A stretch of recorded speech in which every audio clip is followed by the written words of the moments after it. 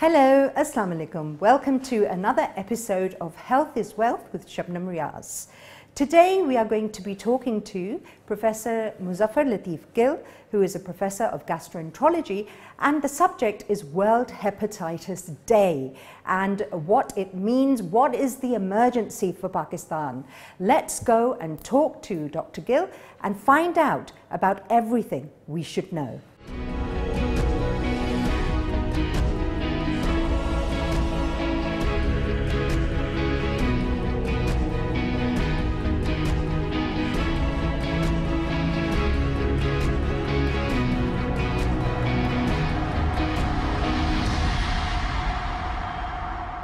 And here we are, and we are very honored to have with us and to be in the premises of Professor Muzaffar Lateef Gill, who is a professor of gastroenterology. Thank you so much for inviting us here to your private clinic. And the subject of World Hepatitis Day, as it is on Friday, the 28th of July.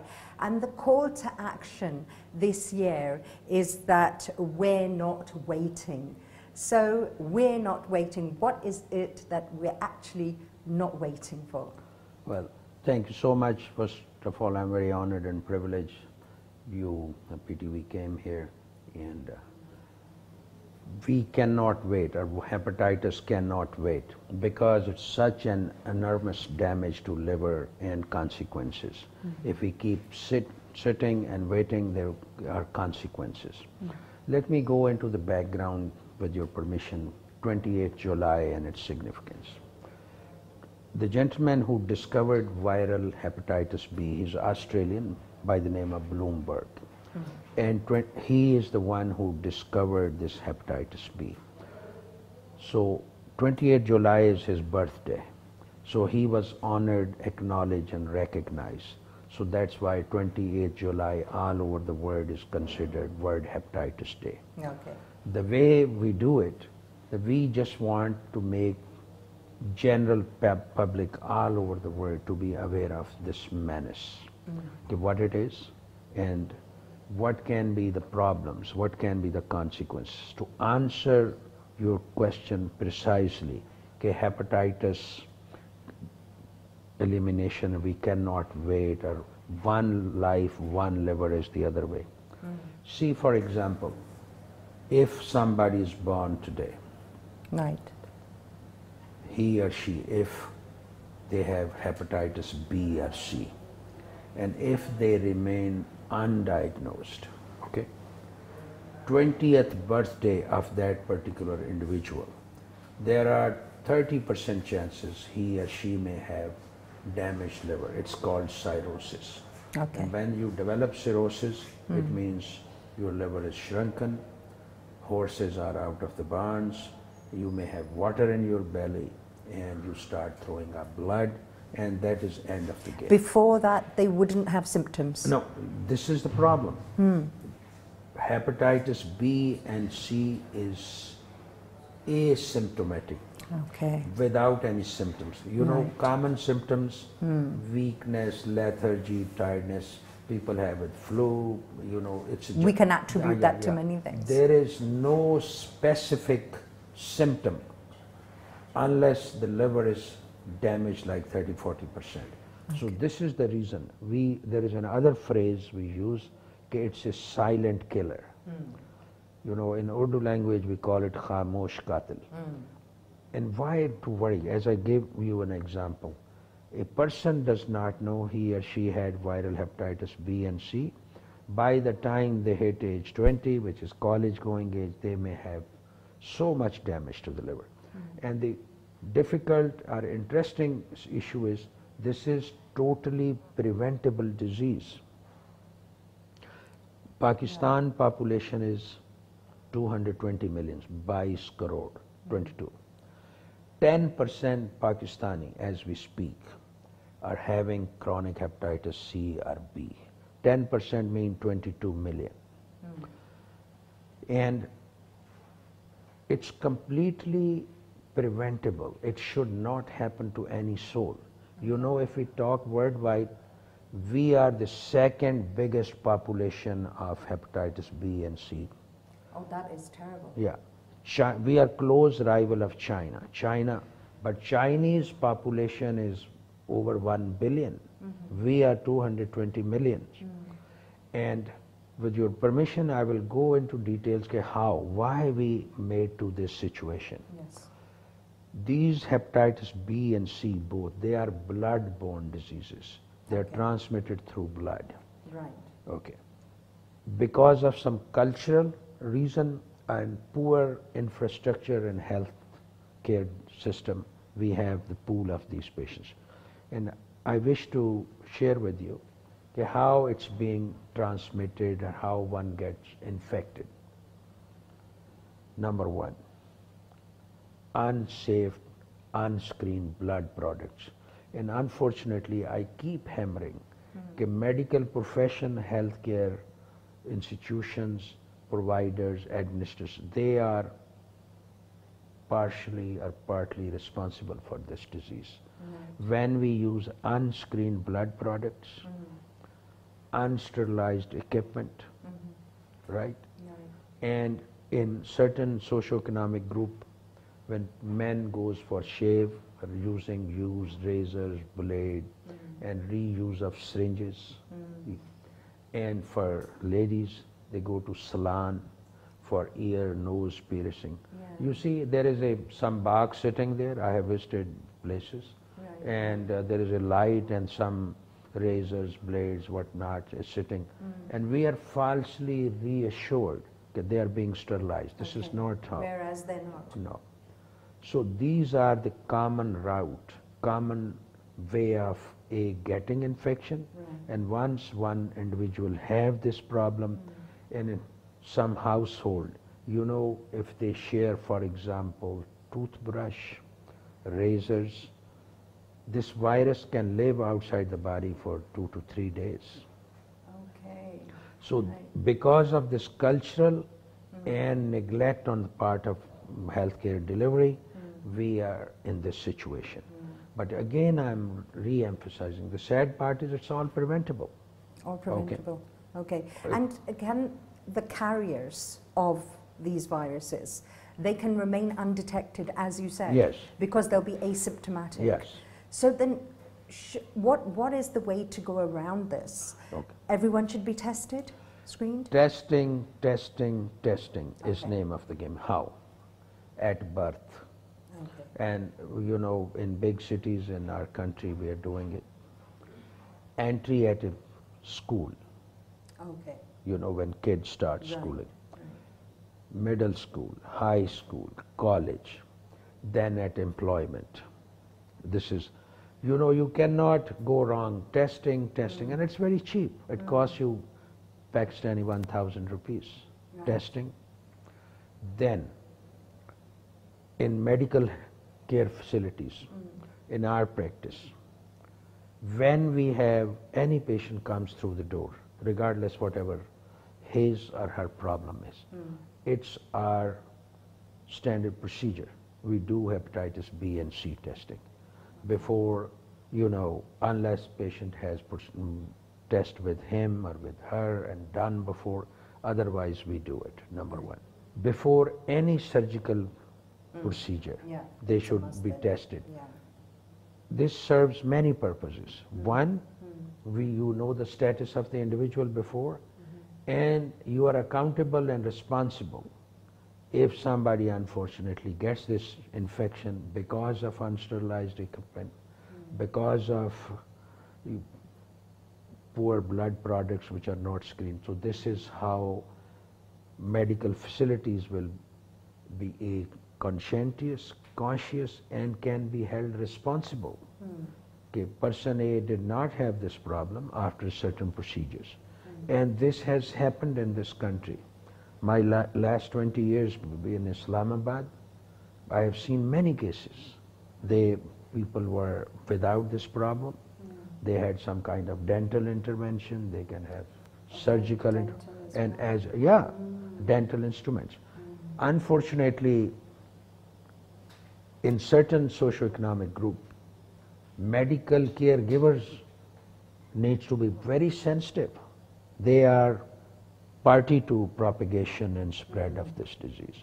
And we need to be very conscientious that sterilized equipment, screened blood products, and we have done many mass campaigns at government level, at personal, private level. There are a couple of liver societies. One of them is Pakistan Society for Study of Liver Diseases. Other one is Pakistan Society for Hepatology. We did many seminars at small district, tehsil level to educate public. Right. I mean, it's considered luxury that somebody else is shaving your face. You know, especially in villages. 60+% Pakistani population lives in villages. Yes. So this is what should be stopped. Sharing, resharing, reuse by multiple individuals, same razors, blades. So the irony is, it's simple, it's controllable. It's just lifestyle Lifestyle adaptations and towards being cultural awareness. So how can we use the media in, you know, at grassroots levels to reach that target? As you said, 60% are in the villages. How can we send that message forward to them? Well, it's part of medical community, you guys, to hold frequent seminars. And we have been doing this at every level. And like Pakistan Television and other channels, they are actually propagating this, educating the masses. I think we came up with few concepts, teaching primary school teachers, the mullahs in the mosque, you know, in the madrasas. In their sermons, they should talk about it. And it has been done. Many years back, we did this Prime Minister Hepatitis Control Program, which has two segments. One was awareness, Right. other was testing, and third was free treatment. Okay. And now, you know, if I may mention hepatitis C, in last like 30 years, we have made tremendous achievements. This virus was discovered in 1989. Hepatitis B was discovered in 71, 72. In 30 years, we have excellent diagnostic test and foolproof treatment, which only take 3 months, taking one pill daily. Okay. And you are those medicines easily available? Because sometimes people with hepatitis say that they have an issue getting the right drugs or the right treatment. There was in the beginning, like if you go 10 years back, we used to use injections 3 times a week, then once weekly injection. No injection-free treatment, it's a pill. Okay. And in Pakistan, at best, it costs you 3 months treatment for 25,000 rupees. And it's easily available? Absolutely. Okay. It's available in private sector and government all over Pakistan has done in all provinces to help the masses with. There are free hepatitis clinics, and basically what we are lacking is the education to sensitize the public.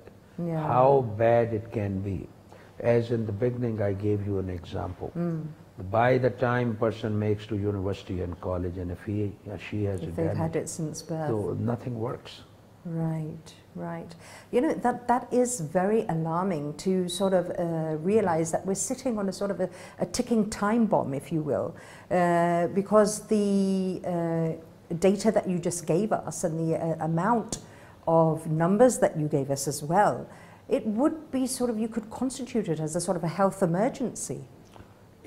We have been hammering this to government and private and all social levels. Let me give you an example. It should not happen in the first place by observing 3-4 basic hygiene rules, conscientious medical practices. And if it happens, then testing. If somebody is not picked by birth, in school, high school, college, employment.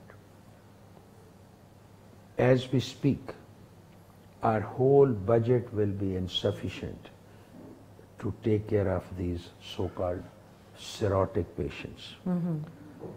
If one individual who has this term we use is end-stage liver disease, if he or she makes to any private hospital, 3-4 days cost of treatment is Pakistani 300,000 rupees.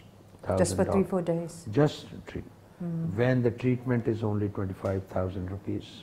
For 3 months, 3 that months. you said? Yeah. And you are cured from the disease. And picking, testing costs you 500-700 rupees. So basically we have to sensitize, hammer it. Right. And you know, I will give you another example like polio. There was a time when we travel, now we need polio certificates, okay? When you make to Europe, United States. My worry is we are becoming hub, pool of hepatitis B and C nation. And when, you know, we are not using preventive measures, we are not testing, we are not treating, we will end up pool of patients, and then they can transmit. For example, in medical profession, healthcare delivery, if somebody has hepatitis B and C, you are injecting them, doing some procedure, and you have prick, you know, accident, needle injury or something. So that particular individual will have this problem, okay? Now, WHO came up with a novel concept that 2030, world should be free of hepatitis B and C, okay? And what was the targets?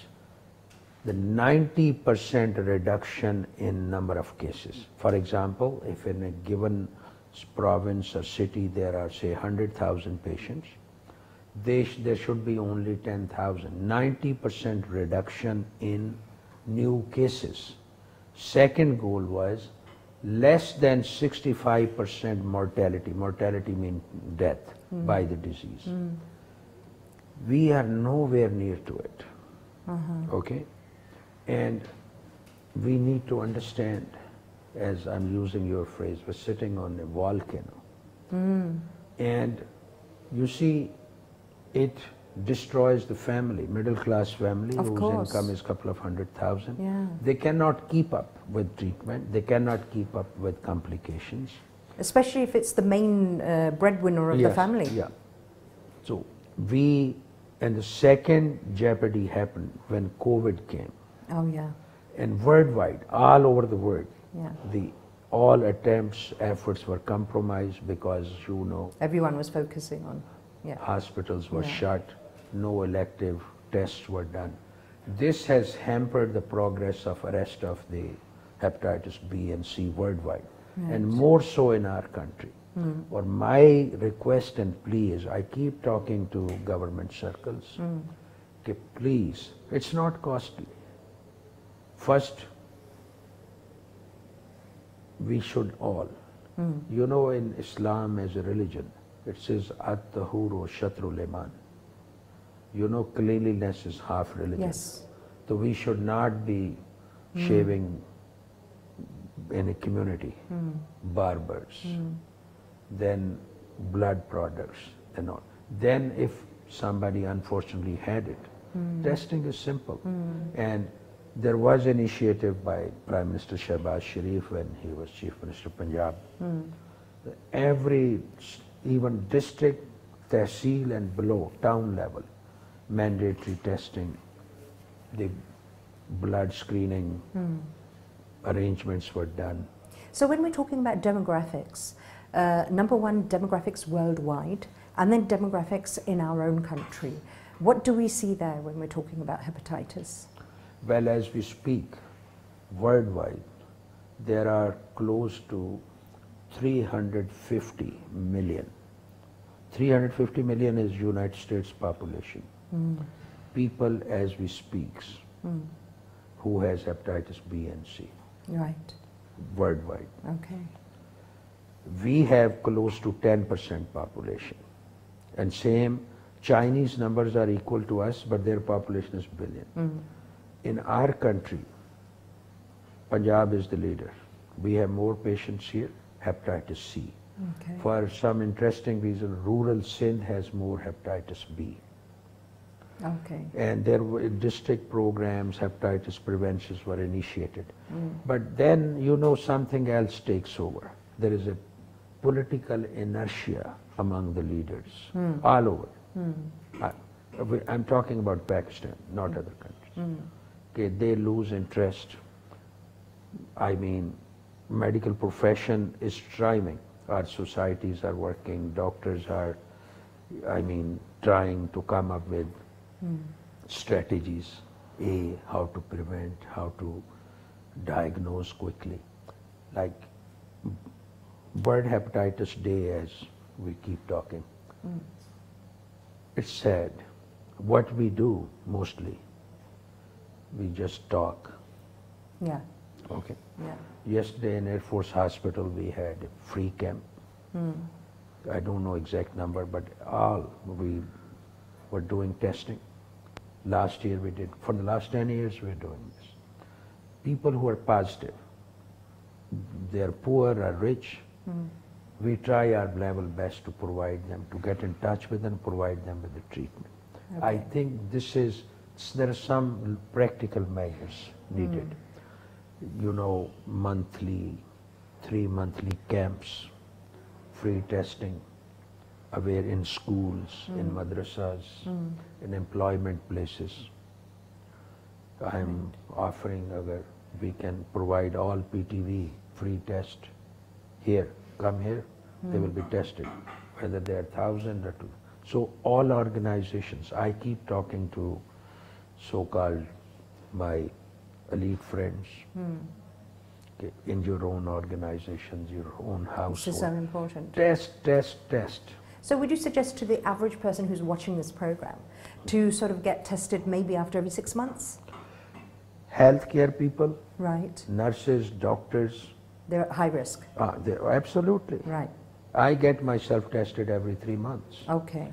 So average individual, whatever, you know, sphere of life he or she is in, they should have at least yearly test. A yearly test. Okay. Hepatitis C antibody and B surface antigen. Okay. They should be done. Right. And it's like in some circles, I have many patients, they come, that wife has, for example, B or C, and she is like stigma and they don't talk about it. So we usually hold them in arms and reassure them. This is not how it's transferred. Just by social. Because there is a lot of stigma. Yes. People won't go to eat at another person's Yeah, house if no. they find out. But please understand, this is blood-borne disease. If somebody has hepatitis B and C, and their blood, like 2-3 cc, goes into somebody's blood. Right. Okay? That's how it like a needle stick injury. Right. Like if you have contaminated blood, like donor is B or C positive, not screened. Instruments are not. This is how it goes. In household, if man has hepatitis B or C, and somebody else is using his razor and even toothbrush, you know, sometimes there's a gum injury, and there can be blood, Right. and this can stay in the blood for at least, this virus stays alive at least for a couple of days. Couple of days, right. So, you know, there is a sentence, personal hygiene is personal. So one should not share like toothbrush, razors, and in ladies, when they go to sun. So, irony is, these are simple measures. Very simple. Okay, but they are being neglected. Being neglected. And because- then testing, and then treatment. Otherwise, as we speak, we need $8 billion in Pakistan to eliminate hepatitis C. Yeah, that is such food for thought. Yeah. Other dilemma is you can eliminate virus, or you will end up spending maybe 100 billions on complications. Exactly. Okay. Exactly. And it sounds a big amount, but you know, you have 10% population who is sick. When you have pool of these B and C patients, the contamination and propagation becomes even more. For example, if in certain household there is one individual, he or she doesn't know they have virus, they will transfer to others. Right. Sharing these personal hygiene items. If unscreened products are given, when you have pool of infected patients going up and up, Unchecked. the number They're of thriving new then. number of new cases will go up and up. So this is, you know, as we have economic emergency, this is national Health emergency. Yeah, very true. You mentioned cirrhosis. Cirrhosis is when your liver becomes inflamed, and then that means it's really serious. It goes to 2-3 stages. Okay. First, word hepatitis is inflammation. Okay. First step is when somebody is infected, they have inflamed liver. Right. With pain, liver gets enlarged. Then the next process is body fights itself through immunity. Right. Then there is another course, what we call is fibrosis. Okay. You know, it starts shrinking. Right. And it's a medical jargon. Liver, when suffers, it weeps. Weeps mean there is oozing of fluid and your belly becomes full of water.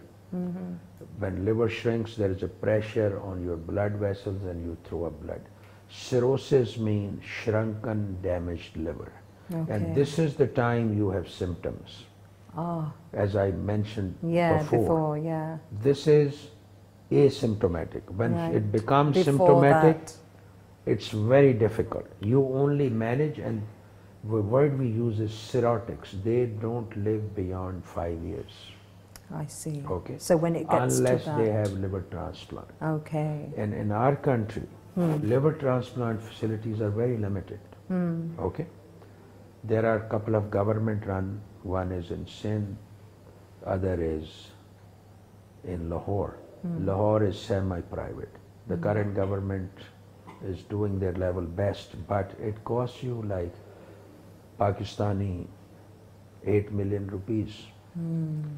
Average person who could have been saved for not having this problem, then tested for 1,000 rupees, treated for 25,000, ending up with 8 million. And then a relative have to give a portion of the liver. So, I mean, this is irony in South Asia, especially in the Indian continent, subcontinent. You know, a term we use, penny wise, pound foolish. Oh yeah, oh yeah, applies very much here. Yeah, it's absolutely written for this part of the world. So true. I mean, simple measures, and then you ended up being, and it's a nightmare. Of course. As we speak. Yeah, yeah. Every 30 seconds, in the world somebody is dying. Okay. Every 30 seconds. That is huge. One individual is dying. 3,000 people per day, they lose their life. You know, I was lecturing to our students and postgraduates.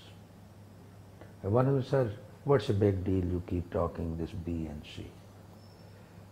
And then I put them in perspective, and there was really pin drop silence. It's that bad. Listen, you're sitting with 22 million infected people. You are sitting with at least 5 million cirrhotics whose liver is gone and they are in need of liver transplant. And you don't have either capacity and B, financial affordability. And sometimes you'll have a problem with the organ donor as well. Most of these people, we are, I don't like to use word poor, but we are developing economy. Of course. In United States. We have our own unique set of challenges. In United States, average transplant is 5,000, 6,000 per year, people. 80% people die waiting for liver transplant. This is the biggest economy of the, you know.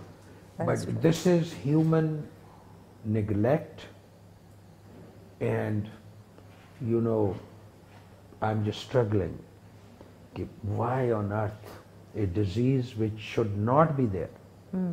That must be so frustrating for you as a, you know, an expert in this field, to see this going on and you're giving the message again and again. So of course that's so frustrating as well. It's very, well, I take it differently. Sometimes, you know, you educate the government. We conceived this Prime Minister program in 2004. Successive governments did it, but then there was some ups, downs, other priorities. I think what boggles my mind is mindset. Absolutely. Because that dictates everything. Yeah, because despite hammering, please, hygiene, test, treat, eliminate, we are not even 20% successful. And this is very unfortunate. You know what disappoints me? We have young pool. Pakistani nation is young nation. Yeah. I think if I'm not wrong, over 50% people are 30 and below. Yes. Okay. And they are our treasure. And we are just subjecting them to volcano. Yeah. You know, nobody is safe till everybody is safe. I hope you are with me on this. Yeah. Such a... And when, you know, this pool keeps going up and up, I have seen people, you know, disposing of their whatever small assets are and getting treatment for cirrhosis. Yet, there is an inertia to observe those hygienic standards. There is inertia for testing. There is inertia for treating. And this is not actually acceptable now. The treatment is very simple. It does not require much in the way of, you know, if I may say boldly, nurse practitioner can treat hepatitis C now. It's 3 months treatment, every 4 weeks, simple couple of blood tests. So, you know, like being emotionally intelligent and being intelligent otherwise, this health intelligence and awareness is something that we seriously lack in. We usually go and see a doctor. The reason I would think is for this getting so bad is because of the asymptomatic status. Because we seem to only run to a doctor or go for help when things are really bad. There's a small pain or there's something going wrong and you'll see it and we'll ignore it until it gets too much to bear. Even then, that's when we usually go to seek out the help of a doctor. You are very right, but the thing is, it's the mindset. You know, just to take things easy, let it be. But we should not be despondent. Yeah. The thing is, I have sympathy in a sense, after COVID, this went into back burner because of many reasons. People were housebound, facilities were overwhelmed, and now poor financial situation of average family. But what I'm trying to convey is, for God's sake, it's like 100 rupees test and treatment is 25,000.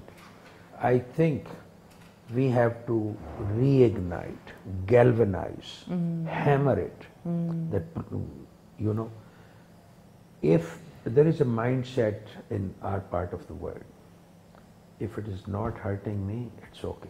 Yeah. But for God's sake, it's hurting everybody. Yeah. If you look at it, the bigger picture. Yeah. Yeah. If you look at the prospects, as you said. For example, school, colleges, if there are pool of infected kids, Yeah. teachers, they Yeah. will propagate this Of in the course. homes.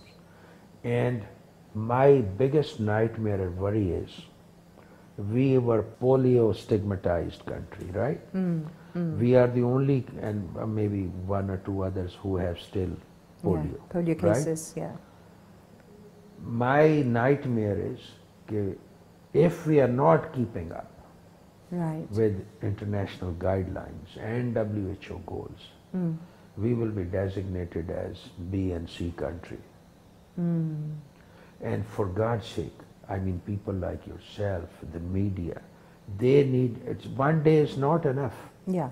It has to Okay? be consistent. We need to make it 28th July, if not every week, at least every month. Every month. Very And I gave suggestions to current government, the civil service people, the assistant commissioners, DCs, they should be given this task. It needs to be not talked about anymore, do but something. delivered now and taken to the people that matter. Walk the walk. Give them shock treatment. Yes, just listen. Sometimes truth is bitter, harsh, but if you educate, Yeah. and then force them, Yeah. okay? Only, but we, in the last 10 years, these numbers are not curtailed. In many parts of the world, I mean in United States, it's under 1%. We are 10%. And then the 10% that you said, so many have not been tested. And so 10% known, Exactly. okay? There are so many that we Yesterday have we not did been a identified. random sample of 150 individuals, and there was 10% positivity. And some of them was our Pakistan Air Force Hospital, sports staff. So I think, as you rightly pointed out, hammering that please listen. And you cannot go wrong testing. And I think it should be by force now. Yeah. Persuasion has Yeah. not worked well. Yes, right. I agree with you. Schools should be given, like Yeah. we did in COVID. School kids, who after it was considered that vaccination is Yeah. safe, Yeah. they were given jabs. Yeah. Likewise, Offices, many offices. all Yeah. organizations. All organizations And everywhere. The other thing is, if it's a mass testing campaign, Yeah. this will take the sting of stigma out, Exactly. okay? Exactly. And then treatment. Right. This is name of the game. Right. Otherwise, we are fighting a losing battle. That's very true. Something again that I've heard a lot of in Pakistan, fatty liver. This seems also to be a very common case in Pakistan. Nearly every second person you talk to has a fatty liver. What exactly is that? And what are the dangers of not getting that treated? What is metabolic syndrome? You are a bit overweight, you have high blood pressure, and you have diabetes. Liver is like an oil filter in the body. If we are overweight, to these carbohydrates, they turn into fat and goes into the liver. Okay. It's not only Pakistani problem. 1 in 5th, every 5th individual has fatty liver. Are we in the saying world, worldwide? In the world. Okay. Americans are our close rival because they have diverse ethnicity, like African American, the term they use is Indian Americans, and then some white population. So basically sedentary lifestyle has, and now you touch this subject, 10 years down the road, the reason for cirrhosis or shrunken liver will not be hepatitis B or C, it will be fatty liver. Okay? Okay. And what happens when we eat much? The fat gets deposited. Initially, then the same cycle starts as with hepatitis B and C. inflammation, fibrosis, and then cirrhosis. And in our practice, we do anybody who comes across a little bit chubby side, we do a ultrasound, and then there is another test. It's called fibroscan. Okay. Basically, we measure the elasticity of the. In 2023, for NAFLD, non-alcoholic fatty liver disease, this is a term, we use simple liver function test, LFTs, ALTST. If they are raised and there is no other explanation, for example, hepatitis B, C, or if somebody is taking certain medicine, then you do ultrasound, they say bright liver. And the gold standard to check if there is any problem or damage because of fat is Fibroscan. Fibroscan. Okay. And then if you are crossing certain numbers, so there is a lifestyle modification. Okay. Simple. Yeah. And as there is a jargon, eat less, walk more. Okay? And then whole world, we are galvanizing carbohydrates reduction in our diet. Yeah. And in our part of the world, bread and rice, this is basically staple. 70% ingredient of our daily life. So cut down on those, walk, and then some kind of fried food, junk food? Yeah, all. Yeah. So basically fresh fruits, vegetables, white meat, not red meat. These are the answers. And again, once liver is damaged because of fat, the problem consequences are same as you face with hepatitis B and C. So it begs another session actually in metabolic syndrome. Okay. In Pakistani population, I think 20-25% people have diabetes when they cross age 45 because of our sedentary lifestyle. Worldwide we are going on 2 meals now. This is the way to prevent this so-called metabolic syndrome. Also our diet. If you look at our diet, a typical desi diet that we have, so much oil is used in the food that is being prepared. I mean, in many households they say, we didn't like the food today because there wasn't enough oil in the salan or something like that. These things need to change as well. These old habits die hard. We need to educate people. In addition to oil is, we eat when just for hobby, wherever, It's sort of a calorie, social requirement. Yes, calorie consumption reduction. Okay? Yeah. When we visit people as guests, they said, eat more. You didn't eat, maybe you didn't like us or you didn't They like become us. offended. Your host will be offended if you don't eat properly. Yes. Yeah. So this is actually another nightmare. So simple steps are cut down your calories, number 1. Right. Walk. And avoid, as you mentioned, oily, like paratha, red meat. They actually directly, they not only damage liver, but your heart, Of your course, circulation, yes. because they all raise cholesterol, bad cholesterol, Right. and as a result you're in difficulty. Can you tell us about foods and different things that are actually beneficial for our liver, that our liver would be happy to receive? So, actually, as I will repeat again, liver is like an oil filter in the body. okay, Just give it a rest. And how you give it? yeah, As I said, 2 meals and avoid oily, fatty foods, red meat, and fresh fruit, not juice, fruit, vegetables. And then there is a role of dry fruit, especially this walnuts, almonds. They are good for the liver. They are good source of calories and they are antioxidant. right. So this is how it should be. Okay. Professor Muzaffar Lateef Gill, thank you so much for giving us time today to sit down with you and to talk about something that is so important. What is your message that you would like to give our viewers, a short message before we sign off today? Well, first of all, I'm grateful you all came. Thank you so much.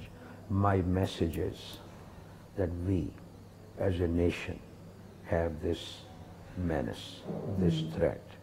We're sitting on potential volcano. We need to do 3 revolutionary measures. One is to prevent. Use personal hygiene items personal. Unsterilized equipment should not be used. Unscreened blood products. To medical community, do the procedure when it is necessary. Then testing on all levels, and whosoever is picked, it's our responsibility to treat them, and hopefully again, precaution, testing, treating, then eliminating. And I hope we all join this battle and have 2030 goal of WHO free of hepatitis B and C.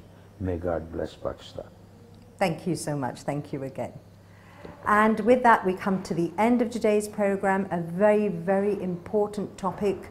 You know, everyone watching this, it is so important to adhere to all the advice that Dr. Gill has given. And of course, you know, we do realize that health is wealth. That's the name of this program. So that's all we have time for right now. Until next week, stay happy, stay healthy. Bye-bye.